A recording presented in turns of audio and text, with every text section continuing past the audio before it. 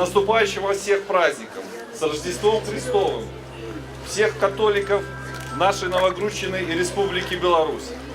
Здоровья вам, счастья, благополучия, всего самого хорошего. Першая батлейка, яна не здарма открывается у першей столицы Великого княства Литовского, у Новогрудку. Это Вифлеемский огонь миру, якого мы все вельми прагнем, який увесь свет прагне. І я жадаю, каб ось гэты огонь Христовы у гэтыя святы таксама загарэўся і у вас. Каб Езус перамяніў ваше сэрцы, каб вельмі многае у вас змянілася, каб ось вы былі гэтымі агеньчыкамі